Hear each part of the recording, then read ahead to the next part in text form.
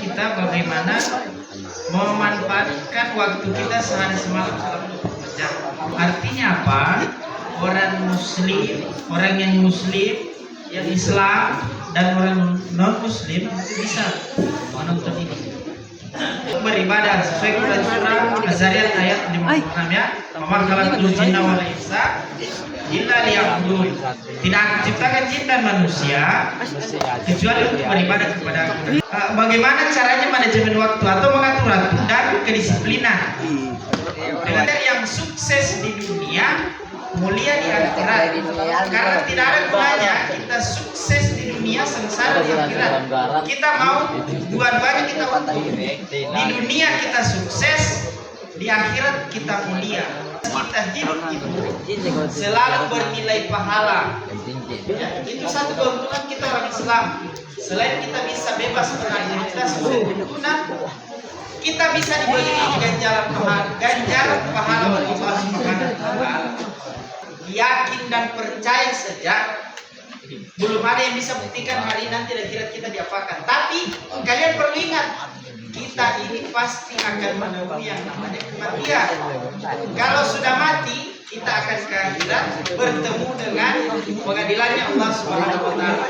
Dulu mungkin hanya lihat satu titik pelanggaran yang kamu lakukan hari itu. Tapi di akhirat tidak seperti itu. Dia tanya kenapa siapa yang ngajak kau, siapa yang ngajak kau, sampai nanti habis permasalahan itu pasti di akhirat. Jadi seperti itu, hari ini kita harus belajar bagaimana kita memperbaiki dengan baik. Ini adik-adikku sekalian, kalau kita tidak bersiap untuk agenda kebaikan, maka di masa yang akan datang akan ada penyesalan, keburukan yang akan menghadapi. Allah Subhanahu wa taala itu kasih kita kesempatan yang sama, tidak membedakan jenis kelamin, tidak membedakan orang tua ataupun anak-anak. Semua kita diberi waktu sehari semalam 24 jam. Saya tanya dulu, ada di sini orang tuanya satu hari satu malamnya 30 jam? Ada di sini anak-anak seperti kecil begini, waktu satu hari satu malamnya itu cuma 12 jam. Orang tua, anak-anak, semua manusia waktunya sehari semalam itu hanya 24 jam. Allah Subhanahu wa taala itu memberikan kita modal waktu yang mutlak sama bagi semua pelajar. Karena kita di sini belajar. Pembeda utama antara mereka yang sukses dan taat beribadah dengan mereka yang mungkin adalah kualitas kedisiplinan dalam pengelolaan. Jadi ada nanti orang-orang yang satu harinya itu 24 jam, tapi dia tidak disiplin. Apa itu tidak disiplin? Tidak jelas apa yang dia melakukan setiap hari. Hari ini saya mau begini, besok dia tidak konsisten karena sesuatu.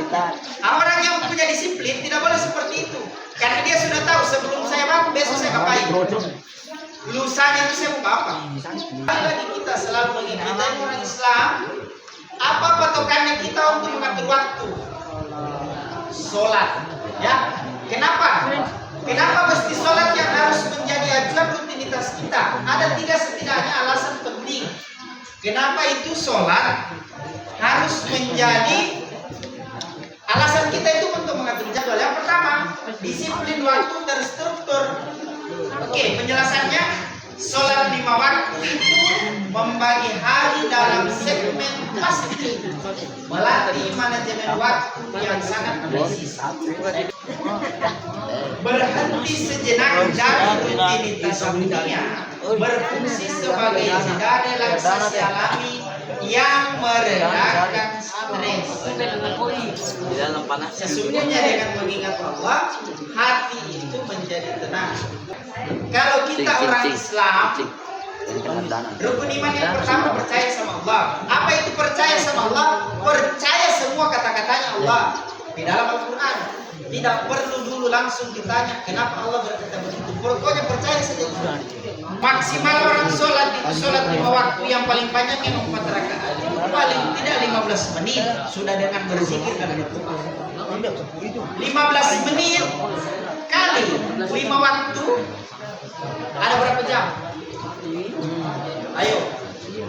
Kalau 2 waktu sholat sudah 30 menit. Kalau 4 waktu sholat sudah 1 jam. Berarti 1 jam 15 menit. Dari 8 jam ini kita kurangi 1 jam 15 menit. Oke, 1 jam 30 menit saja. Masih ada waktu 5 jam lebih atau 6 jam lebih. Itu kita bisa untuk menyempatkan waktu untuk diri kita sendiri dan sosial, seperti berinteraksi dengan temanmu, silaturahmi ke keluargamu, silaturahmi ke guru. Dan 8 jam lebih itu kita gunakan untuk istirahat atau tidur malam. Nah, lebih lanjut, ada simulasi sebenarnya. Dari jam 9, jadi dari jam 3.30 sampai jam 3 akan ada simulasi. Saya beri contoh karena selepas dari sini semua mau alat musik. Ketika kita mau melatih diri kita menjadi pelajar kembali sukses dunia dan kuliah di akhirat.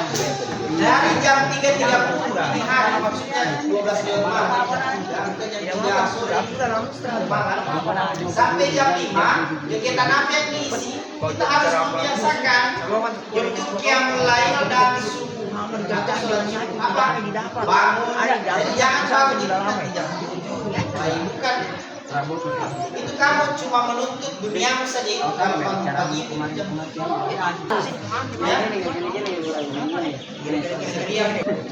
Oke, selanjutnya dari jam 12 sampai jam 1 atau pukul 13 itu sudah masuk zuhur dan istirahat. Sholat zuhur berjamaah di masjid sekolah atau musala, lalu makan siang sehat bersama keluarga. Kembali ke sesi 2-nya, itu sudah masuk siang, menjaga produktivitas siang. Bagaimana waktu siang hari kita itu bisa produktif. Nah, jam 1 sampai jam 3 optimalisasi belajar. Melanjutkan kegiatan belajar karena selesai sholat pasti ada pelajaran lagi kan? Ya, optimalisasi belajar, kegiatan belajar mengajar di kelas dengan fokus tinggi. 5.30 sore, itu sore aktualisasi namanya. Ada kegiatan ekstrakurikuler. Kalau tidak ada kegiatan ekstra di sekolah, apa salahnya kalau kamu olahraga? Mandi sore bersih, bersiap rapi dengan pakaian terbaik, menyambut maghrib. Kamu biasa main bola, nanti bunyi masjid batarhim atau azan, baru bolanya kamu ambil, kamu berhenti main bola. Ya tidak ada lah waktu itu untuk siap-siap mandi, kamu sholat berjamaah di masjid. Ya, atau lebih bisa jadwal saya main bola. Boleh main bola sore, tapi batasi 5.30 supaya ada 30 menit sebelum jam 6 kamu bisa siap-siap mandi sholat ya. Kemudian bagaimana malam, sesi ketiga dari hidup kita itu di malam hari, menutup hari dengan tenang, bukan meninggalkan. Artinya menutup hari dengan tenang, kita tidak membawa masalah ketika kita tidur. Apa efek sampingnya ada masalah kita sebelum tidur? Biasa kita bangun bagus kalau tidak ketindisan. Makanya kita disuruh atur jadwal agar istirahatnya kita selama 8 jam malam itu bisa maksimal. Ini misalnya jam 6 sampai jam 7.15 itu maghrib dan halaqah. Halaqah itu apa? Ya kumpul-kumpul seperti ini membahas kebaikan, itu namanya halaqah. Ya, membahas ilmu kebaikan itu namanya halaqah. Berkumpulan untuk membahas kebaikan. Selanjutnya jam 8 malam sampai jam 9.30 itu ada namanya kegiatan belajar mandiri, ulang materi, mengerjakan PR kalau ada PR, menyiapkan baju dan buku sekolah besok. Sehingga nanti kalau itu dilaksanakan hari di sekolah, tidak ada alasan itu untuk anak-anak di sekolah. Masuk gurunya misalkan guru fisika atau matematika ada PR itu. Pak, saya lupa kerjakan apa itu sunnah? Semua yang dilakukan oleh Nabi dan ada tuntunannya itu pasti lebih baik kita laksanakan. Contoh saya kasih kalau ada makanan panas mau kita makan atau kita minum minuman boleh tidak ditiup? pakai baju tidak boleh. Itu dulu bahasanya seperti itu. Makanya pasti tidak boleh tidur. Tapi ada penelitian oleh dokter, ternyata tahu tidak kandungan yang keluar dari udara yang kita hirup itu karbon dioksida, kan? Itu karbon yang berbahaya, toh. Silakan nanti kalau ada tanya sama guru kimia. Karbon dioksida itu kalau ada kena di makanan itu zat beracun atau apa? Nah itu kan peneliti itu meneliti, oh ternyata maksud dari Nabi kita dulu berkata seperti itu ternyata ada manfaatnya. Jangan dulu tanya apa manfaatnya, karena pasti itu sehat dan berkah untuk kalian laksanakan. Contoh seperti berwudu sebelum tidur. Bukan hanya tidur, tapi selama kita tidur, kalau kita berdoa itu bernilai pahala. Bayangkan, tidur saja kita berpahala. Tapi jangan keluar dari sini jam 1 itu ada pelajaran. Pak, saya tidur tapi saya berdoa tadi. Ya tidak begitu konsepnya. Makanya kita disuruh atur jadwal, adik-adikku sekalian. Ada waktunya kita tidur, ada waktunya kita belajar, ada waktunya kita makan. Ya. Bagaimana kelima waktu sholat secara alami membahas menjadi fase fokus aksi agenda, belum punya rencana untuk hari-harimu. Apa salahnya kamu masukkan agenda sholat di agenda? Kemudian ada 3 kiat sebenarnya bagaimana menjaga kedisiplinan harian supaya hidupmu itu teratur, tidak kacau balau. Teruskan niatmu. Apa? Mulailah setiap rutinitas dengan lillahi ta'ala. Keutamaan orang-orang yang berilmu itu masih lebih di atas ketimbang orang yang hanya ahli beribadah. Kita bukan hanya sholat, tapi kita mencari tahu apa makna dari setiap gerakan sholat. Prinsip prioritas. Apa yang harus kita prioritaskan sebenarnya setiap hari? Dahulukan panggilan Allah. Saat azan berkumandang, hentikan sementara kegiatan belajar atau main game. Itu kan kita itu dilarang berbuat sia-sia. Kegiatan hari ini itu ada manfaatnya yang bisa kamu bawa pulang. Pelan-pelan kita mencoba mengatur kita punya kehidupan. Agendakan setiap harimu itu 5 waktu sholat itu. Nah, supaya kamu tidak bingung untuk mengisi waktu dari zuhur ke asar, kamu tidak bingung. Oh, dari zuhur ke asar saya biasanya bikin ini. Dari asar ke maghrib biasanya saya main bola. Maghrib ke isya saya apa? Sehingga nanti kamu tidak bingung. Hari-harimu kalau tidak punya aktivitas, kamu tetap punya agenda.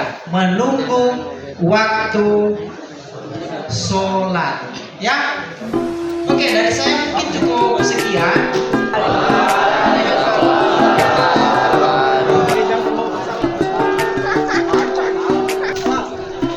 Yang mau besar langsung di